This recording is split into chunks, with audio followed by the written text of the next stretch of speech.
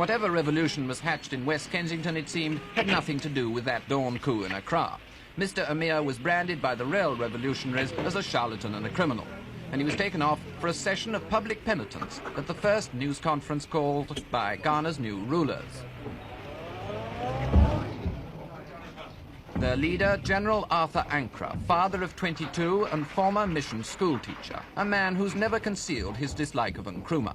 Before dealing with Mr. Amir, he had more important business.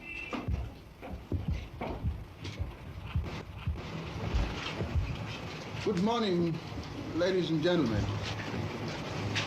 Firstly, I would like to introduce my colleagues to you, some of the members of the National Liberation Council. As you've already been told, I need no introduction myself.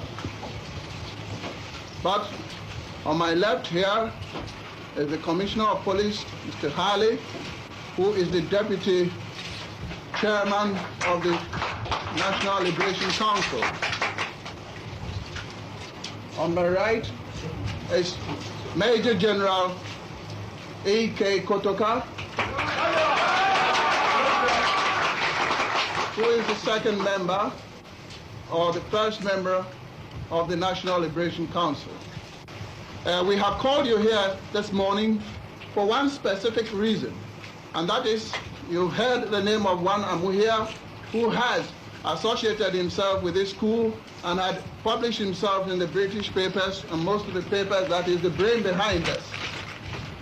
And we want to prove that we were not instigated by anybody, neither we want to refute any allegation that ACA or God knows what instigated us to carry out the school. This school was carried out completely because of the things that had happened in Ghana and because of the tyranny and the despotism of Kwame Nkruma, the deposed president. Everybody in Ghana was fed up with it.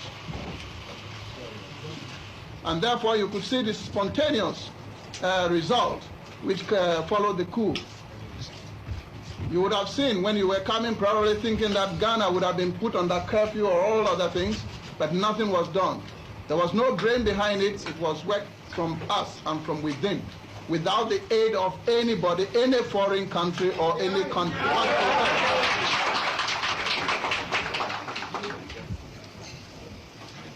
It has been some of these things in Ghana that when a ruler is useless, you depose him. And therefore, we have deposed Kwame Nkruma. We don't want tyranny or anything here. And therefore, I would like to not waste time to bring in Amu here for you to see him. And you can see that he doesn't even know. I don't know him. I haven't seen him before, neither is any of us.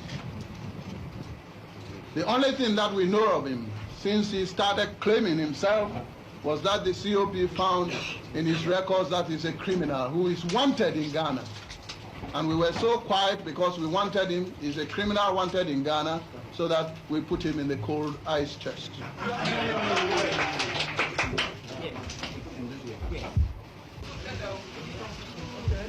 Well, this is Mr. Amuhia. He calls himself Amuhia or Amushia or ever. His name is never spelled correct either. And we would like him to tell you how he organized this coup and how he was the brain behind it. And who he knew on this. First and foremost, on the 24th morning, 8 o'clock news announced in London that Ghana has announced that jointly the army and the police have overthrown the regime of the tyrant, Kwame Nkruma. Did you come to brainwash me, Kotoka, the police, or somebody, and tell us how to conduct this? Or did you try to tell us where we should, how we should organize our army or the operations to be carried out? No, sir. This is exactly what I am coming to, sir. If I should be given the opportunity, I shall explain thoroughly as I am before you and before the world press. General Ankara can squash Amir, but will he make a national leader? Of course, he's a very, very experienced soldier. He rose from the ranks. He served in India and Burma during the war as a warrant officer. After the war, he was commissioned and rose steadily up to be a major general. He was retired a few months ago and, of course, has now been brought back as commander of the forces. He was really kicked out by Nkruma. Yes, it was never announced in so many words. In fact, he took the initiative to resign. But he's always been a very popular figure, and he's certainly a remarkably fine general, and I think will be a very good leader. Do you expect him to stay in charge of Ghana, or do you think that I don't know at all. One doesn't know how long these military regimes have to last.